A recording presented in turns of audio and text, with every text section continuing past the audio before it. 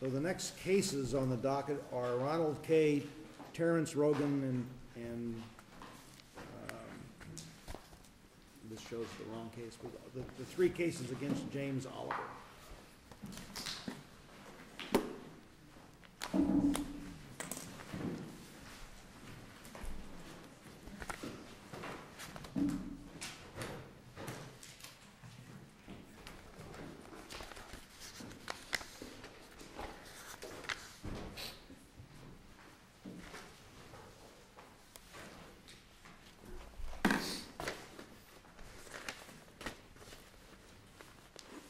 Before I turn on the clock on, just let me do a little bit of cleanup activity, if you don't mind.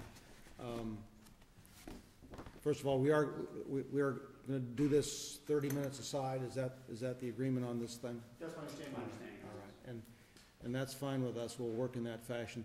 The other thing I would point out to you is that technically, because these were each filed as separate appeals, in the appeal filed by Ronald K, Terrence Rogan and Valerie Rogan are technically appellees. And then in the one filed by Terrence Rogan, Ronald K and Valerie Rogan are technically appellees. And in the one filed by Valerie, her husband and Ronald K are technically appellees. And by the rules, what you were supposed to do was file this motion to join the other side if that's what you wanted to do. None of you did that, but I have the feeling that that's probably what you wish you had done.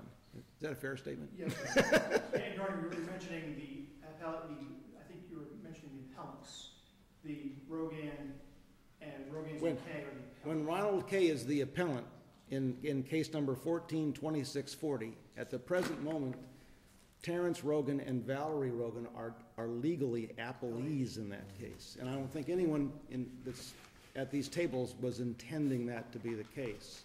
And as long as it's fine with you, we will just change the styles in these so that each one shows Ronald K versus James Oliver and Terrence Rogan versus James Oliver and Valerie Rogan versus James Oliver, because otherwise it looks kind of odd to me at least. Yes, Your Honor. All right? Okay, well, let's start with the case then.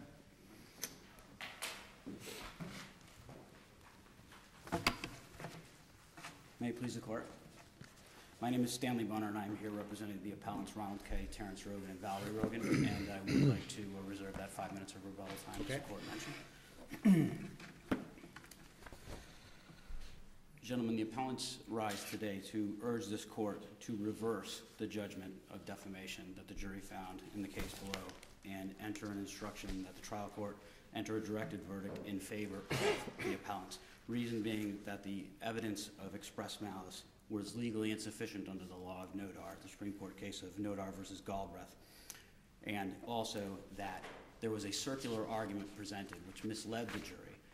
The evidence and the argument given to substantiate a finding of express malice was that running for a seat on the community, the homeowners board of directors, was an improper motive which could be used as evidence of express malice.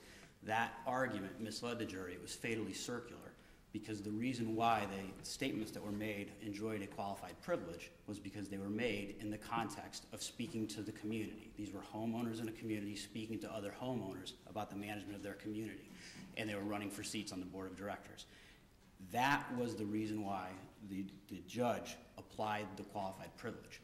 Now, if that conduct of running for the board of directors can also simultaneously be deemed to be an improper motive, then there is no privilege at all in this context, and it's destroyed. So therefore, it's fatally defective. And help me with that. I think the other side is probably going to argue that there are other evidences of an improper motive. But how was this particular? This was argued to the jury, but it wasn't. The judge gave no instruction to that effect, right? What exactly was argued to the jury, Your Honor? What are you asking? I don't believe it was. Their ill will could be shown by the fact that they ran against this fellow in the election for the homeowners association? The plaintiff certainly argued throughout, and in fact it was, I would say, its sole argument, essentially, is that running for the board of directors was an improper motive, and it destroyed the privilege. Now, I do not believe that it was argued on behalf of the defendants that running for the board of directors was a proper purpose. That was not argued, but it was certainly argued throughout. And again, it was the main theme if you review the transcript. I thought I read testimony where the motive was to drive him out of the community. Some of the witnesses actually said that verbatim. And that's the sole hook here, and I do have that addressed, and it was addressed clearly in the answer brief and in the reply. That was a testimony of Mr. Shobe, and I think that does require an in-depth analysis. Well, when the defendants were confronted with that testimony, they either called them a liar or they denied it. So doesn't that create a conflict? Actually, Your Honor, I think you're misremembering the testimony of Mr. Shobe, if I may be permitted to go over Well, that that happens. issue. Go ahead. All right. Mr. Shobe was asked. He was asked a question on direct examination. Well, actually, first we'll start with Ronald Schlick. Ronald Schlick was a board member, obviously not in the camp of Mr. K and Mr. Rogan. He was a board member. He was asked on the stand a question, which was essentially hearsay and foundationless, and I'm going to read it verbatim. So Mr. Shobe said to you that it was Mr. Rogan's intention, Mr. K's intention, and Mrs. Rogan's intention to drive Mr. Oliver out of the community. The answer was not only Mr. Oliver, but myself and everyone else that was on the board. All right. And now that same line of questioning was asked to another witness, being Eric Spitzer, who was another board member. And that was objected to on the basis of hearsay and speculation, and that was sustained. But then plaintiff's counsel led Mr. Spitzer through some other questions. He said, Mr. Spitzer said that when Shobe used the word we're going to drive you out of the community, that Mr. Spitzer believed that Mr. Shobe was talking about Mr. Rogan and Mr. K. There was never any testimony that Mr. Shobe said this. That was actually not testified to. And in fact, when Mr. Shobe was asked a direct question, did you say this? Mr. Shobe said, I did not say that. And he did not testify that either Mr. K, Mr. Rogan, or Mrs. Rogan ever told them anything about their intentions. In fact, there's no testimony at all that links them together. What there was testimony in there was that Mr. Shobe actually did not like Mr. Oliver. Those two had a pre-existing dispute. Mr. Oliver testified that Mr. Shobe had run a blog opposing him. In fact, I think his quote was that he said, quote, he was always opposed to me. He had run a blog against him. He had a negative opinion of Mr. Oliver, and Mr. Shobe testified that he believed Mr. Oliver was a bully. And he testified that he would be involved in any effort to basically strike at Mr. Oliver. So that was in there. That testimony is in there. However, the jury can't take that testimony by Mr. Shobe, which does not directly link him to the appellants at all, and then pile inferences upon that the appellants harbored that same idea as Mr. Shobe, and that, in fact, each time they spoke on the campaign trail, they were motivated to injure Mr. Oliver. And that's really what we need to be looking at. That's it's interesting you use that qualifier on the campaign trail, because I read that a few times in y'all's briefs about these statements being made in the course of a campaign and on the campaign trail, and I'm wondering, in the context of understanding the dimensions of the qualified privilege and whether it's been abused and how you're supposed to weigh the factual issues in that, how is a fact finder supposed to differentiate in a homeowners association context campaign events, campaign trail, and just neighbors getting together and talking? Well, because in the NODAR case that you've cited, we've got a very clear delineation. This is a school board meeting. It was the statements that were made during the public comment period of the school board meeting. It's very clear at that point that you've got the protected space of a qualified privilege. I'm just wondering what kind of record evidence there was to help differentiate that the jury could have considered or the jury had considered to differentiate between what you're styling as campaign events or on the campaign trail and just folks getting out there, going to a New Year's Eve party and perhaps saying more than they should have. Yes, Your Honor. Well, it's important to look at the NODAR and the whole purpose, first of all, of the privilege, which you alluded to. And that is the privilege is there to support vigorous debate. And the Scarpa case talks about that. Vigorous debate in a homeowners community is to be encouraged by the law, not discouraged. So I would say look at each statement as it comes down in the transcript and as is briefed in the briefs. Ms. Keeg testified that certain statements were made at what she herself said was a meeting to establish and support a slate of candidates. So I think that addresses the court's concern. The person hearing it, who provided the evidence of the alleged defamatory statement, said she understood she was at a campaign event. And the other statements that were made that are in the record were either made by Mr. Rogan in his capacity as a board member, sending a letter to the community. I mean, that's clear. There's a double privilege there. And because he was running and he was carrying out his fiduciary duty, he believed, as a board member, to point out wrongdoing by the other board members. And then there was a party, but the campaign was ongoing. If you read the testimony, all of the participants who talked about it, Mr. Ring, they all said these were within a campaign. That's what I'm kind of struggling with a little bit, is the campaign is ongoing. These are presumably cyclical elections, right? In theory, you know, particularly if we liken HOA elections to current political elections, yes. it's the never-ending campaign. So you've got a qualified privilege all the time? You wouldn't have a qualified privilege all the time if you're campaigning, and here each of the witnesses actually testifies that it was in connection with the campaign. And I think it's not a mistake. It's because the theory of the plaintiff was running for the board is an improper purpose. So they tied it together. I have not read the jury instructions that are in the record in this case, and maybe I'm confused. Was the jury instructed that there was a qualified immunity that applied to the claims of defamation here?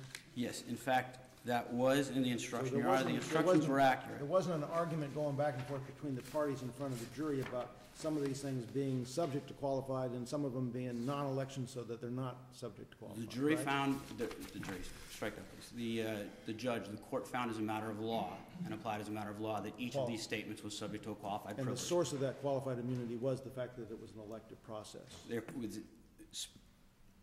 To quote her, they had a qualified privilege to investigate and speak on matters that are of importance to the community. Okay. That was on page So 1374. this jury, to return the verdict it found, had to decide that there was evidence that got around the qualified privilege one way or the other. It had to specifically find that the privilege was destroyed because at the moment they uttered each of those statements, their intention was to injure Mr. Oliver, not to win a seat on the board and not to raise issues of the community. Well, let me ask you this question, because when they're campaigning, Mr. Oliver's off the board. He's not even a candidate. And when they're campaigning, and I quote some witnesses at the party, some of these defendants were saying he stole money. They're accusing him of a crime. He's not even a candidate. That would be something that you'd say about your opponent. But they're not even talking about an opponent. They're talking about somebody mismanaging, stealing money, planting trees on his property. Now, there's evidence that witnesses testified that the defendants were informed about the planting arrangement with stock, and that despite having that knowledge, they continued to accuse him of that. So it seems to be a conflict for me, which the jury needs to determine. And the judge essentially gave you a directed verdict on qualified privilege. Wouldn't you agree? She didn't say those words. But she instructed the jury that they are indeed privileged. Yes. But this privilege can be forfeited. Correct. And this is how it can be forfeited. Now, these jury instructions were agreed to by the parties, correct? I find no fault in the jury instructions. Okay.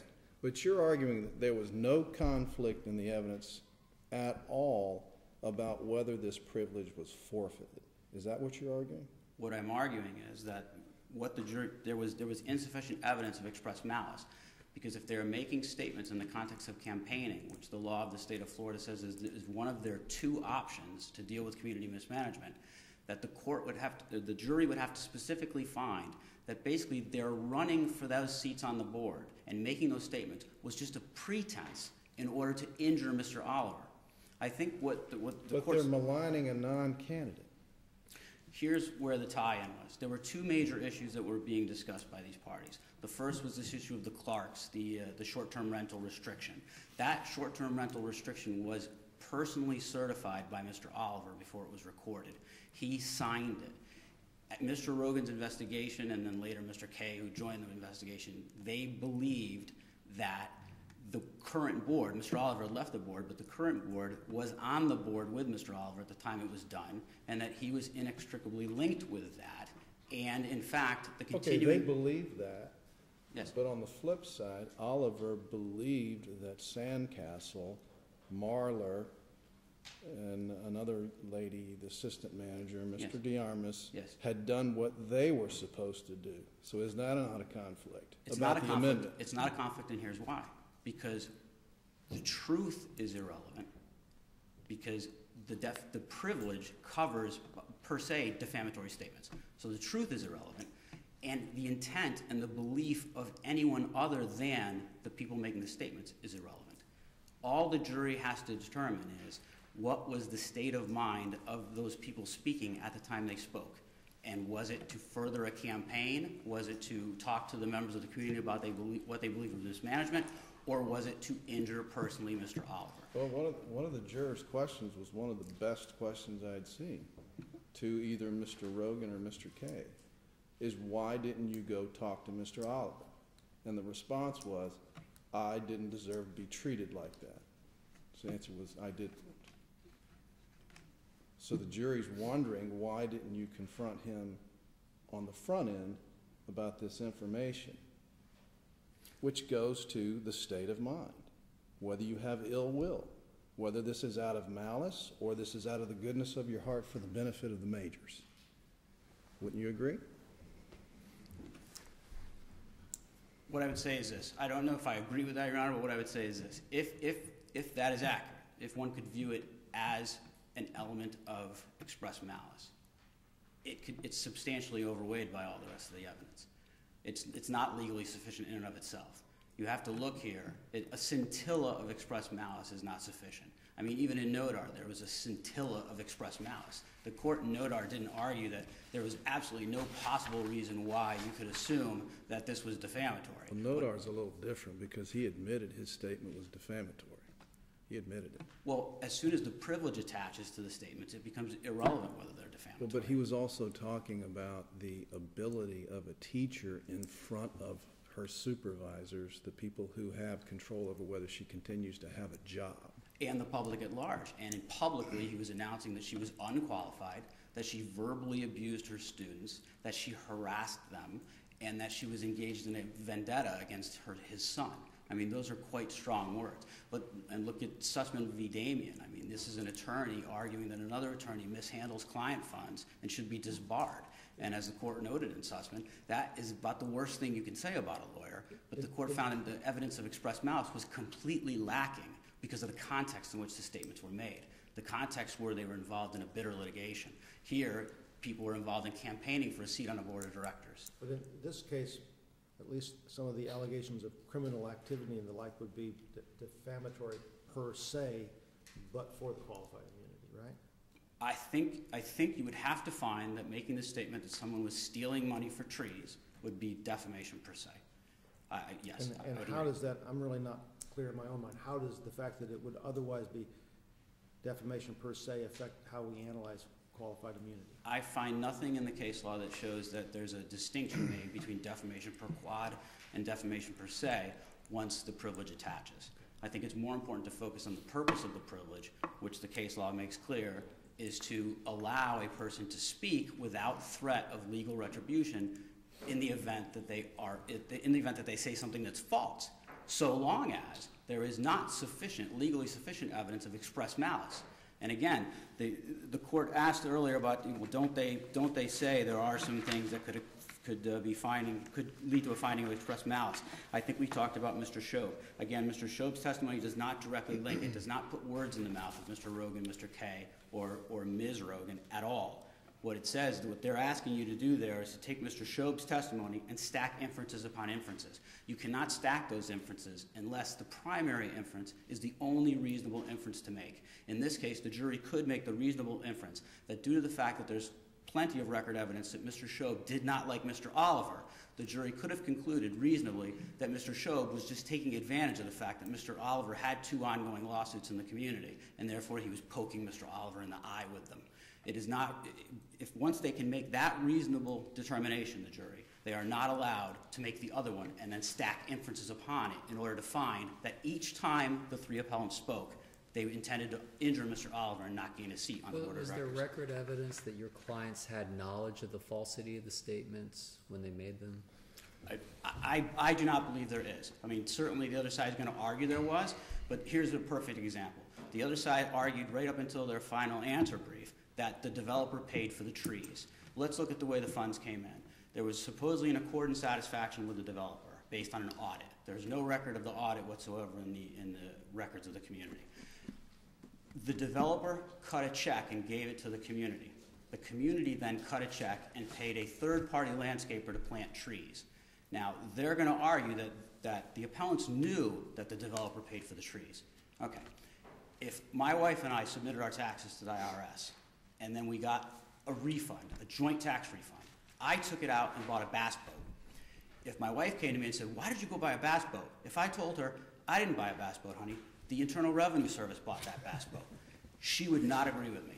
And here the appellants don't agree with them either. Let me know how that argument works out. The developer did not pay for those trees. The community paid for the trees. And the community paid for trees and planted them without any resolution or in the minutes, without a meeting, and it was actually an ultra-virus act because the community members were supposed to pay for their own landscaping. So are they going to say there's evidence in there that they knew it was false? Sure. But this is something that the parties are never going to agree on. So are you standing by the argument that you all raised in your initial brief that, or what I may have heard earlier, that knowledge of the falsity statement doesn't matter? And this comes, Your Honor, from Zalay. If you look at this court's own precedents in Zalay. Because I read the Zalay opinion, and Yes. I'm not quite on board or understanding your interpretation of that case. Okay. So walk me through it.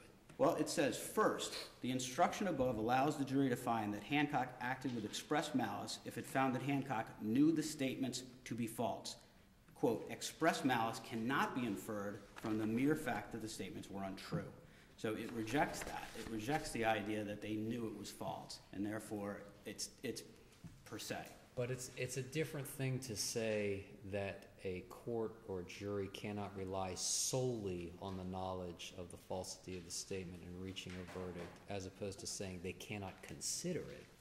Would you agree? I would agree, although I find no case where that knowledge of falsity actually is used as a basis for finding express malice. Having been here, by the way, long enough to have been on both of Mr. Zalay's cases, when we reversed that time, he went back and got more money the next time for the jury. So you might be careful. Be careful what I ask for. I appreciate that. So and also that plays into this issue of acting in disregard. These are closely related arguments. One that they knew or didn't know. These are definitional things. Again, we will never agree that the developer paid for the trees, no matter how many times the plaintiff says that the developer did, because he didn't. Well, but as I read the transcript, DeStefano, Claire, O'Connor, Keeg all testified they heard Terrence Rogan and Mr. K say that Mr. Oliver stole money for trees. Then we have Mr. Turnipseed, interesting name for a landscaper. Mr. Turnipseed sent an email to the defendants about stock planting the trees, and then Mr. Rogan says, well, he's wrong. He changed his testimony. Then when Mr. Rogan's asked, did you ever tell anyone that tell O'Connor that Olive stole trees from the association? His answer at trial was no. He was impeached at deposition where he said, I don't know if I said that. So here we are with the jury assessing the credibility of the witnesses, and they're not even affirmative in their testimony about that. So that raises the question as to whether they were acting in malice or not. Does it not? No, I don't believe it does. And if you look at the testimony of Mr. Turnipseed, in fact, said, yes, these were in fact planted on Mr. Oliver's property. And that's one of the arguments that the other side is going to make. He said that Stock planted the trees, which was the developer. Right, and Mr. Turnipseed doesn't work for Stock. He works for the company that planted the trees. But there's a conflict. You even say today that the developer didn't pay for the trees. Well, there's testimony before the jury that the developer did plant the trees. So Actually, why doesn't it go to the jury? Actually, that's not true. There's an email from Mr. Turnipseed that was not his testimony at trial. His testimony at trial was that all his testimony at trial was where the trees were planted, and he agreed that the trees were planted on Mr. Oliver's property and nowhere else. You can't say Mr. Turnipseed saying Stock planted the trees is about as relevant as Mr. Turnipseed saying the moon is made of green cheese. But Mr. Oliver testified that Southern planted my trees, and I paid for them with my own money. He did. Is that not a conflict? No, it's not a conflict because it's irrelevant. The truth of the matter, the truth of whether or not Mr. Oliver stole trees is irrelevant. It becomes irrelevant as soon as the privilege attaches. The I purpose of the understand privilege that, under but note there's are- also testimony that the defendants were informed of the details of the tree planting. Correct. And the question is how did they react afterwards? Did they continue to attack Mr. Oliver or not? Is that not a jury determination? It's not, because talking about that community interest is not attacking Mr. Oliver. And that issue, the conflict over whether it was true or not true is operating before the privilege attaches. Once the privilege attaches, that ultimate issue of truth or not truth doesn't become relevant. What could become relevant is if, in fact, there was absolutely no basis for the appellants to form the belief that they had. And if you look at the case of Randolph v. Beer that's cited in the briefs, that kind of alludes to what the court is talking about. If there's absolutely no evidence to support what appellants were thinking, then you could find express malice. And I think that's what the court said in Randolph v. Beer. It said, if this rumor of the misdeed did not exist before the appellants started talking about it, then you could find express malice. But if it did exist somewhere else, even if in fact the person that the alleged defamer said told them the rumor, even if the jury found that that wasn't true, so long as the rumor existed before, then the privilege would still attach, and there would be no express malice. You're about 23 minutes in right now, Oh. and I don't know how much you want to say for rebuttal, but I would like you to spend a minute or so on your third issue about the cancer evidence, if nothing else. Okay. And the cancer evidence, Your Honor, we hold, it was simply, it had no probative value. It was put into evidence simply to sway the jury, and it didn't go to the ultimate issue. The only issue that really the jury had to decide was, what was the motive of the appellants at the time they made each statement? Was it express malice? Did they intend to injure Mr. Oliver? Or was it to gain a seat on the board of directors? Now, how is the testimony about Mr. Oliver's prior bouts with cancer related to that in any way, shape, or form? And the answer is, it's not. It simply is not probative. The only thing it could have been used for was to inflame the passion of the jury and to seek to make Mr. Oliver look more sympathetic than he already looked. And at this It's point, my impression it was asked to compare and contrast how he dealt with his cancer as opposed to how he dealt with this alleged defamation. Is that your understanding? that's what I read in And the certainly briefs. for damages, That's what I read in the brief. I'm sorry? it was certainly,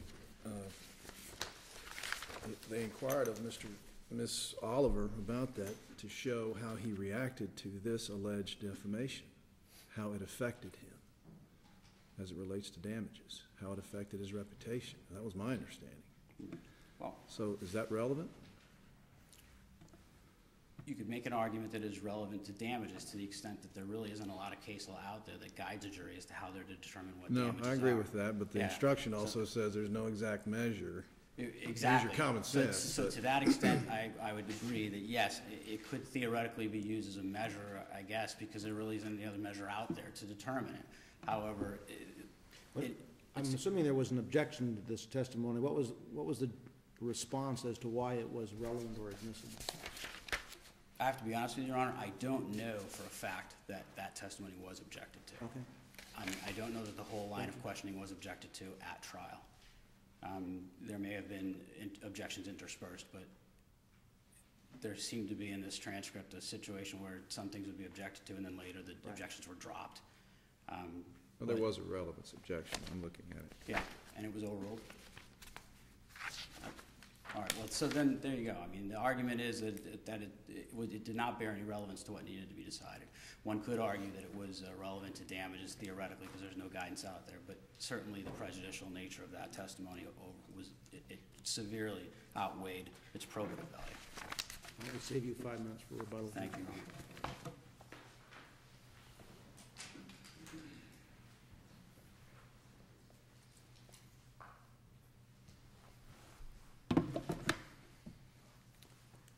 May it please the court. Good morning, Your Honors. Eric Vasquez on behalf of James Oliver. And let me jump right into the standard of review that is in the Cobia Tricam Indus case, which we supplied under supplemental authority to the court. It's a Florida Supreme Court case that was decided last month. And the court says, a JONV motion alleges that the evidence was insufficient to support the verdict at all. when a court is faced with a motion for a JNOV, the court must view all facts and reasonable inferences in favor of the verdict. A motion for directed verdict or JNOV should be granted only if, and this is italicized in the opinion, no view of the evidence could support a verdict for the non-moving party, and the trial court therefore determines that no reasonable jury could render a verdict for that party. And so, with regard to both issues that the court has been discussing with appellant's counsel, with regard to malice and with regard to undue prejudice for the cancer testimony that came in, that standard applies. In this situation, there's ample evidence to show express malice and enough of a contradiction in the testimony that it needs to go to the jury. And I think it would be useful for you to take each one of the defendants, Mr. K and Mr. and Mrs. Rogan, and sort of specify what you think the critical pieces of evidence were that get you beyond qualified privilege for each one of them here. And we'll do so. With regard to Mr. K had conversations with Mr. DiStefano. Mr. DiStefano spoke to Mr. K, and this is with regard to malice, spoke to Mr. K and explained to Mr. K, I was at the tree deal meeting. I was at that meeting with Stock, where it was discussed. And it was discussed that there'd be a forgiveness of certain debt to the association, and the developer would then pay extra money to the association in order to deal with the issue of the trees and block the elimination of vegetation and planting of trees to block the lights from the high school athletic fields.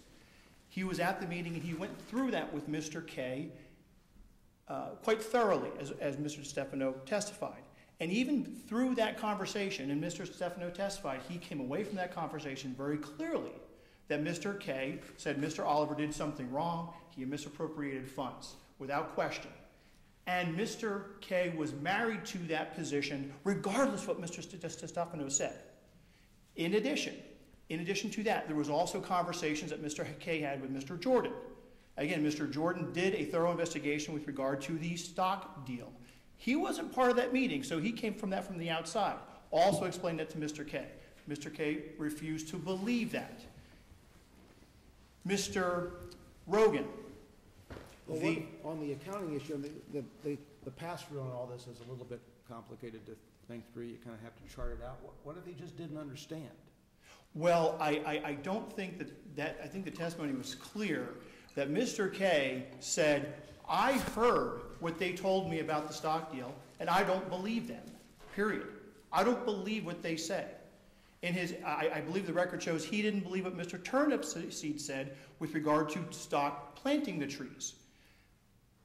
You had Schlick, you had DiStefano, you had Ring, you had Keg, all testifying that this was the deal with regard to Stock.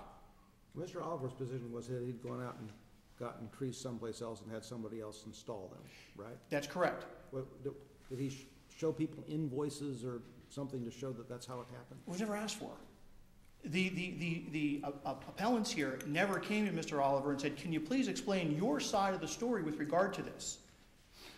Olga Vindel had conversations with Rogan. DeArmas had conversations with Rogan and Kay, I believe the testimony shows. There was ongoing discussions telling these appellants that the trees were paid for by Stock. It was a deal. And in fact, there was a public meeting in that regard. There are minutes that are within the record from an August 2007 meeting. Now, what you have here is you have quibbling over what the actual minutes of the meeting say about this Stock deal.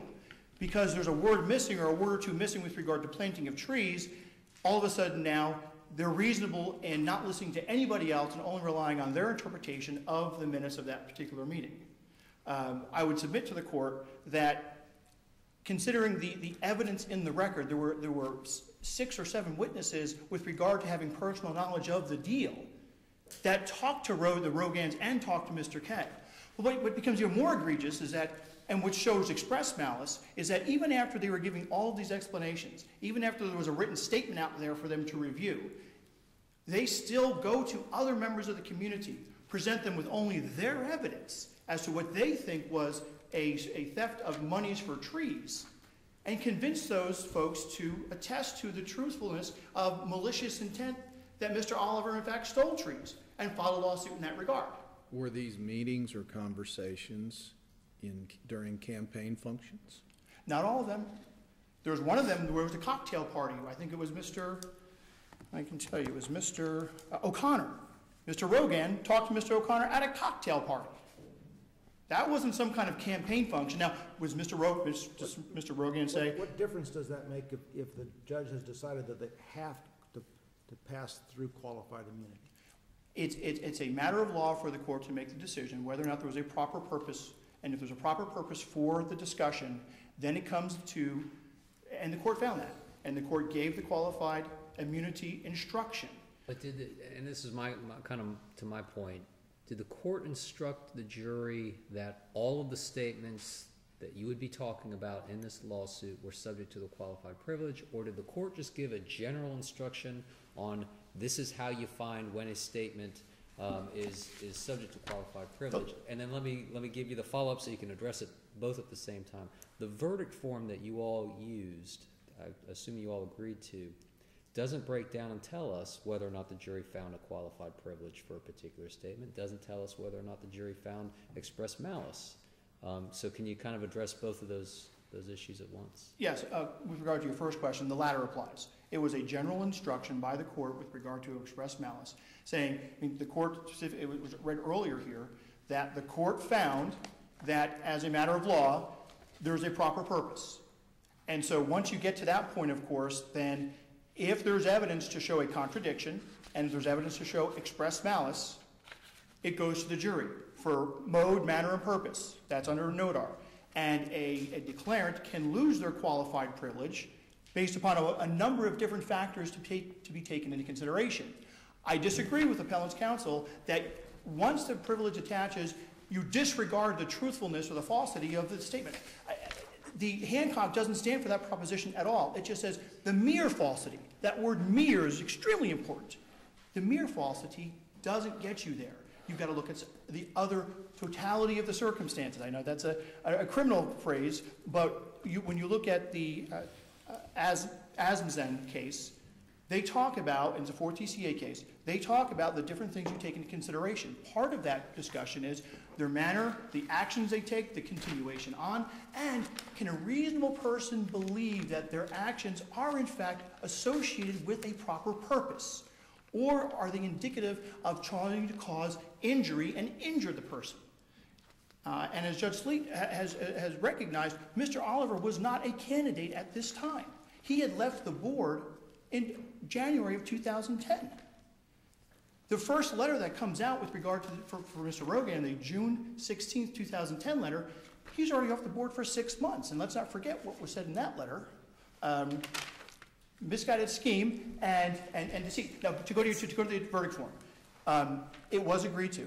There was a charging conference, outside the presence of the jury, of course, where the jury instructions were thoroughly argued, as well as the verdict form. And it was determined, as I recall, the general verdict form was the best way to handle it, so the jury wouldn't get too confused with regard to what they needed to consider. And so that's why we have the verdict form here. I don't believe that there's any case law out there that would suggest you have to have a special question verdict form to show express malice. It's just a little bit troubling that if we were to accept your view of the law on this, that manner, mode, context, that basically they can consider the fact that it was made in a cocktail party, which would seem to indicate that it really wasn't part of the qualified privilege. It's a little bit troubling because it almost seems like it's leading the jury out of what they've just been instructed, which is that these statements are subject to the qualified privilege. I hear the court. I don't know that I necessarily agree with the court in that regard, but again, and then this kind of circles back to why I brought up the verdict form is, if we had these findings, that issue is resolved. And I appreciate that. I appreciate that.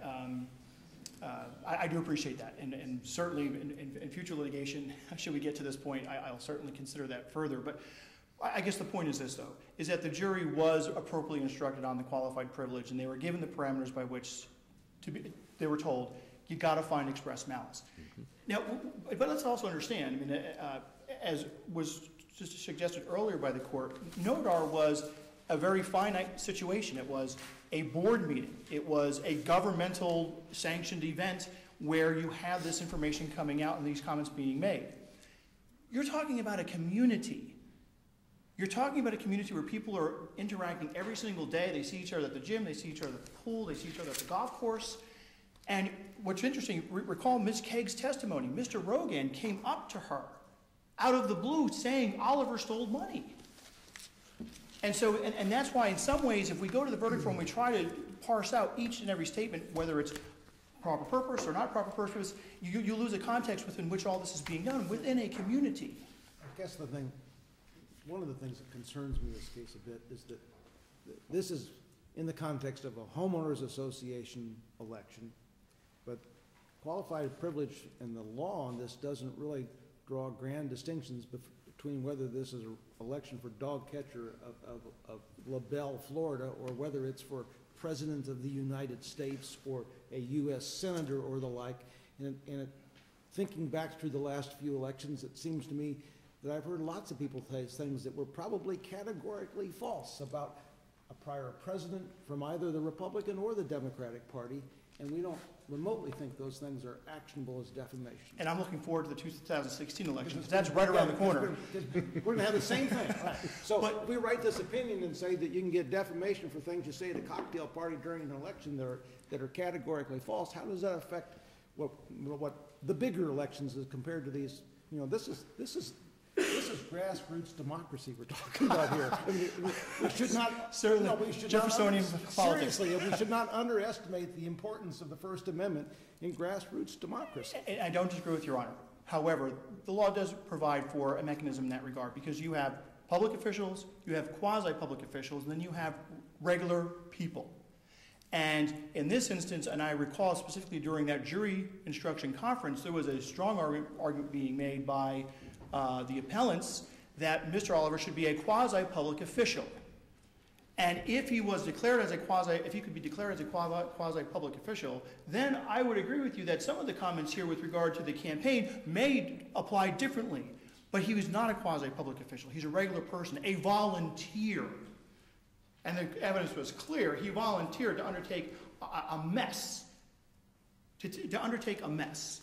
And so that's why he's not found to be a quasi-public figure here, is because he's a regular person coming in and trying to help his community out. If everybody was subject to a quasi-public official designation because they try to help their community, look at it. I would like to touch on this briefly. I believe that the characterization that the improper purpose was the election, I don't agree with the appellant's characterization of our theory of the case. The statements were being made all the time, whether in the context of election or not, but the purpose was we want control of the community, which gives us a better opportunity to drive Mr. Oliver out of the community. And if you go to the closing arguments, one of the very first things that I say to the jury is, now you heard me in my opening saying something about good job versus bad job versus accusations of criminal conduct. Do the Majors Association members have the right to talk about the plantings of trees? Sure they do, absolutely. It's proper for unit owners to inquire as to what's going on in their community and how money's spent, no question about that. So I'm telling the jury in that regard, the theory is you can question this stuff. Later on, the one sentence that continues to get extracted out of the closing argument with regard to this argument of a circular argument, and it's an improper purpose for the campaign, it's out of context. When you look at the entire closing argument, it's saying it's improper to sully and accuse someone of a crime in order to get elected to then force him out. It's not that the improper purpose is the campaign. No, it's the manner in with which they call him a thief, he steals, he deceives, and the improper purpose was to drive him out of the community, which at the end of the day, the evidence shows, he in fact left the community. When this trial occurred, Mr. Oliver had already moved out of the community for about a year. Going back, Your Honor, to your question, let's go back to, I think what the court may be considering is Mrs. Rogan. Okay, what did she do? I mean, I think the evidence is certainly replete with all three. I think certainly the jury also saw, by virtue of how they portioned out the verdict, they saw Mr. K and Mr. Rogan as the main, the larger wrongdoers. But Mrs. Rogan also, I think there's enough circumstantial evidence, enough contradictory evidence with regard to her participation in that June letter with regard to saying Mr. Oliver had a misguided scheme and that he was deceitful and that he was perpetrating deceit. And you'll recall in that same sentence in that letter that Mr. Rogan was saying that I was being solicited to join this deceit. So he was also alleging he was getting me to become a co-conspirator along with him. Mrs. Rogan is legally trained. Ms. Rogan proofread the letter. She admitted proofreading the letter. And the letter came from her email address. This woman's not a licensed lawyer? She is not. Just went to law school. She's not. But being legally trained, going to get law books to help her husband out, proofreading the letter, and the letter came from her email. And don't forget, she's the one who verified the later action that basically supported the letter that came out earlier. And then you'll recall Mr. Oliver testified that when I was on the phone with Mr. Rogan, Mrs. Rogan said, I did the investigation and you're going to get a letter. It's coming, my letter's coming out. In rebuttal, the defense did not bring any evidence forward to contradict that. Mrs. Rogan never came back to the stand to say that didn't happen. What were the allegations of the lawsuit she attested to? The stealing the stock deal, the stock deal, and malicious intent to take money and misappropriate funds for his own benefit. What's the cause of action? Breach of fiduciary duty. Breach of fiduciary duty. Now, I'd like to go to the other question that the court had in regard to cancer. And the 405.10 defamation damages says, any injury to reputation or health and any shame, humiliation, mental anguish, and hurt feelings experienced in the past or to be experienced in the future. There is no exact standard for fixing the compensation to be awarded on account of such elements of damage. Any award should be fair and just in the light of the evidence. As the court recognized, it was a comparison. Mrs. Oliver testified as to what Mr. Oliver was going through with regard to his cancer treatments because he was so straight, because he pushed through those adverse times. But when he was in the majors, because of what was going on around the community, he felt shunned, didn't want to go out, felt lethargic, and that's bad feelings, that's mental anguish. You don't need a doctor's, the jury instructions doesn't say you need to have some kind of psychologist come out and tell you you're feeling bad about what's being said about you. And the record is replete with regard to how much Mr. Oliver valued his reputation as an attorney, practicing attorney. And there were other character witnesses that came forward to testify with regard to how much he valued his reputation. I don't know if it's clear in the record, but at least with regard to the stock deal, with regard to those trees, Mr. Brian Stock, who was the developer, lived next door to Mr. Pearl, who also got trees in his yard, who was never accused of a crime. He was at the meeting. He received trees. He asked for trees. He got trees, but no one ever called him a thief, or he stole money from the association for trees. And even at the time of the trial, Mr. K and Mr. Rogan had never even met Mr. Pearl. And Mr. Pearl lives next door to Mr. Stock in the same community as Mr. K, Mrs. Rogan, and Mr. Rogan. And they never took the time to go and see Mr. Stock to say, hey, did your company pay for trees? That's where you have that's where you show your express malice. Because when you look to as and as, the court says, the proof of malice, in fact, involves production of evidence from which the jury could conclude that the challenge statement was motivated by ill will and the desire to harm. Such proof may be established indirectly by proving a series of acts which in their context or in the light of the totality of the surrounding circumstances are inconsistent with the premises of a reasonable man pursuing a lawful objective, but rather indicate a plan or course of conduct motivated by spite, ill will, or other bad motive.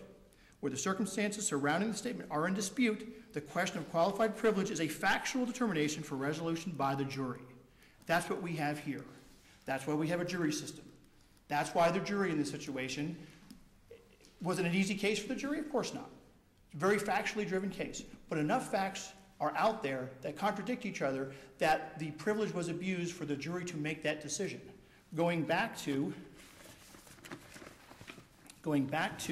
the COBA versus TRICAM case, this standard that I read earlier, this standard preserves the sanctity of the verdict itself by resolving all doubts in favor of the verdict.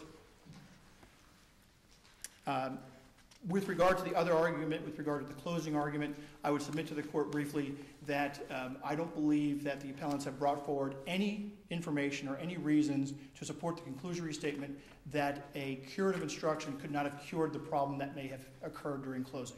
That's not there. I'm not saying that you can't hit every single element, but in the interest of brevity, the incurability was never explained why it couldn't be cured. There are no objections to the things that are raised on None. that issue, so it has to be fundamental error. Yes, yes. And in COBA, the court says, in civil cases, reversal based on the concept of fundamental error where a timely objection has not been made is exceedingly rare. This court has gone so far as to explain that fundamental error must implicate a constitutional right, such as due process, or the error must be so significant that requiring a new trial is essential to maintain public trust in our jury trial system. That did not occur in this particular case, Your Honors. If there's nothing, if the court has any further questions, I'll be more than happy to answer them. Otherwise, I'm concluding. Okay. Thank you very much. Thank you, Your Honor. Mr. Bruner? Briefly, the court touched on this issue, and it's true. This is grassroots democracy, and as the court said in Scarpa, it is a fundamental belief in Florida that we should have vigorous debates in homeowners communities in the context of elections. The purpose of this privilege, and the court did apply the privilege to all of the statements as a matter of law without regard to the circumstance, so it applied. I want to touch on, first of all, the issue that I knew was going to come up, and that is stock pay for the trees. Again, no matter how many times he tells you stock pay for the trees, you gentlemen are lawyers. You know that as soon as the money comes into the community's accounts, it is not paid for by stock. It is the community's money, and the community spends it by having a vote. There was no vote. He talks about whether or not Mr. K and Mr. Rogan were reasonable when they pursued and they talked to these people who told them this was all okay. It wasn't okay. And the way you can look at this, if you look at the transcript of the case, and it's in the briefs, the meeting that they had, quote unquote, was stock. That was an illegal meeting. It was a quorum of the board. It was not noticed. It was not for homeowners. And in fact, there's testimony in there that Mr. Schlick says, we weren't interested in having 140 homeowners there at a meeting to talk about the fact that 6 guys were going to get trees. This is what motivated the appellants. One of the things that concerns or troubles me a bit in this case is that because of the nature of the verdict form, if there is even one statement that was defamatory that could pass qualified immunity, the fact that there may be difficulties with the stock issue or something else, I don't know that that affected the verdict. And that is why I didn't appeal it. I mean, it wasn't, the verdict form wasn't objected to. But the fact of the matter is, overall, just like in Nodar, the overall evidence here is insufficient to establish express malice. He talked about the fact that there were minutes of the meeting. Well, there were no minutes of the meeting that refer to trees being planted on Oliver's yard. All those minutes say is that the board accepted a berm area from stock, but then in their own brief they tell you that the berm area is irrelevant to this case. And the reason why it's irrelevant is because there's no berm on Mr. Oliver's property. So the minutes don't comport with the stories that these people were telling. The minutes don't agree, the minutes don't support it. The letters, Mr. Turnipseed's testimony, his written emails, he repudiated those on the stand. He testified to the opposite, and he testified to what the appellants were saying. Again, you focused on Ms. Rogan. What did Ms. Rogan say? How can a jury without stacking improperly inferences by inferences, decide that even if it's true that Ms. Rogan in the background made this statement to Mr. Oliver on the phone, that's not defamatory because it was only made to Mr. Rogan. So that's not even a defamatory statement. So how in the world could she be found guilty of defamation for a statement that was only made to Mr. Oliver? And then they would have to stack the inferences that by helping her husband, by giving him a book when he became a member of the board of directors, that's what the record says. He kind of misconstrued that there. What the record shows is that Ms. Rogan gave him a book from the library on condo law because she said, you're going to need to read this if you're going to be a member of the board of directors. Not that she got books for him to help him write the letter about the trees. That wasn't the testimony at all.